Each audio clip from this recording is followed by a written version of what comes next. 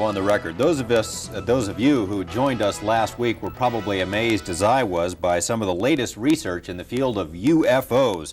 There is so much to talk about, however, we were unable to fit it all into one program, so my guest again this week is UFO researcher, former state Senate candidate, and award-winning pilot John Lear. Mr. Lear, nice to have you here again. Always a pleasure to be here, George. To begin with, we have this concept of the people from other planets as little green men. Are they green from what you know? Are they all the same, or we got different kinds of them? George, there's at least 70 different species, and probably more. But yes, as odd as it sounds, there are little green men. That's not the ones we usually see, though. We see the little gray ones. They're about 4.5 feet tall. And we see the ones that are called the Nordics. They're about 7 feet tall, look like us, but they're invariably blonde hair and blue-eyed. They're one of the species that we have on ice. One of their crashes we recovered. Obviously, with different species, they have different motives. I mean, are there good aliens and bad aliens? Good from what aliens you know? and bad aliens, and all kinds of ways and reasons for interacting with us. And what are some of the reasons? Why would they be here? Genetic experiments, trying to. There's a misconception here. People think that our space brothers would bring us, good things and teach us how to get rid of all our diseases. And if you stop and think about it, that may not be the best thing, because if you had a society without any disease and everybody starts living 150 years, that creates a lot of problems. So they would not meddle in that way. You believe, in part, that the movies E.T., Close Encounters of the Third Kind, were not entirely just the creative products of some Hollywood director, that maybe there's more to that. Why don't you explain? They were carefully guided by representatives from MJ-12, who is this organization that is in charge of the cover-up, in order to get us ready for the release of the information that there are indeed aliens. And in both those movies, they used small little creatures and in order to get us ready for this release of information. So to prepare us that the idea of benevolent aliens from outer space are going to help us out. Unfortunately, they're not so benevolent. So they made probably one of the most disastrous mistakes when E.T. was put out. At that time was before we discovered what I call the double cross or the grand deception. And they were trying to get us used to the benevolent little creatures, but that isn't the case. Why don't you take a couple of minutes? Now, you've done as much research on UFOs as just about anyone, I'd imagine, and if you haven't done it, you know people who have. Where did it all start, and how have we put this picture together of where they came from and why they're here? Well, the whole thing started in July 2nd, 1947. That was the first crash. First crash of an alien spaceship. Of an alien spaceship. July 6th is when they recovered it and sent it to Wright-Patterson Air Force Base. July 7th is when they held the press conference and told the people it was a weather balloon, which the press bought hook, line, and sinker. September of that year, President Truman established MJ-12, and the purpose of that was to study the saucers and cover up the existence of UFOs. And you say we recovered alien bodies from that incident, right? 4 from that particular crash, yes. And what'd they do with them? They autopsied them.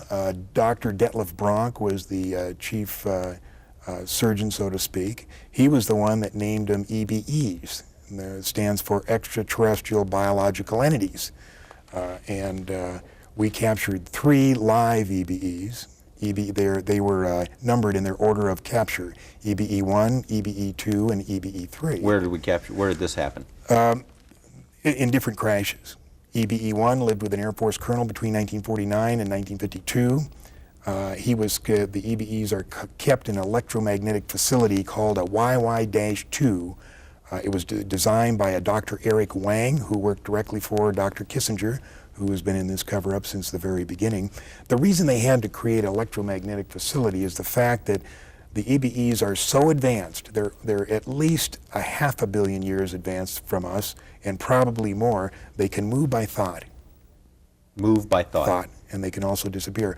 But they can't move by thought through electromagnetic facilities. So they built this facility. There was 2, one in Los Alamos and one either at Edwards or up at the test site. At Groom Lake, Nevada. At Groom Lake. Now there's still one EBE still living, EBE-3, and there is a videotape that eventually is going to be released to the public, and it's an interview with him. As hard as that may sound, as hard as that may be to believe, there is a videotape of an interview with EBE-3. And what is this language that the interviewers are? I haven't seen the tape, so I don't know. But on this trip I told you I took gathering all this information, a guy in Albuquerque handed me 25 secret CIA memos. And if anything can be humorous in all of this, one of these memos, in the body of the text, it said, by the way, EBE-3 wants to see the ocean. We better make the arrangements or he'll disappear again. So while he couldn't get out of this facility, he could make himself disappear and cause him a lot of trouble. Now, can they exist among us? Is that what you're saying, or do they have to have this special environment? They have to be able special to environment, special air. It's my understanding they can only last about 20 minutes in this air. You were saying also these gray ones are the ones that we see most of the time, and you said that most of that there are a lot of different motives for them being here. The gray ones, what kind of a deal we got going with them? Is that the bunch that you suggest we've made a deal with for military technology? Well, I think we made a deal with them, and their ultimate, what they want to do is regenerate their own race. Now, apparently they've either had some kind of nuclear accident, or they're on the backside of a evolutionary genetic curve, and they're going downhill instead of uphill. In other words, in the autopsies, of which I have 2, we found out that their digestive system is atrophied. They can't eat through their mouth anymore. You know how they eat? Well, these cattle mutilations, they take the hormones and the enzymes from those cattle and they spread it on their skin, and their skin absorbs the nutrients and then excretes the waste back through their skin. And if you read Whitley Strieber's book or listen to him talk, he talks about when he's seen them doing this to their skin, and they're scraping the waste off. Now, these cattle mutilations, there's been a film made about that, and perhaps in a couple of minutes we can take a look at some excerpts of that. Yeah, Strange Harvest was a good one, but another thing that happened here on March 4th, there was a documentary released on the best UFO photos that have been taken so far, including 1 minute and 38 seconds of videotape. Now, what happened is in November, this guy took these photos, took it into the TV station. They thought it was great, but nobody would believe it. So they spent 3 months checking the validity of the, authenticating the videotape and checking out the credibility of the witness. And when they had it all down, they put out this documentary, 30 minutes. I mean, it's ironclad. They're here. But do you think it got on the network? No, it was just showed locally in Pensacola. We have some of that, and perhaps when we come back we can take a look at it. So stay with us for more of On the Record.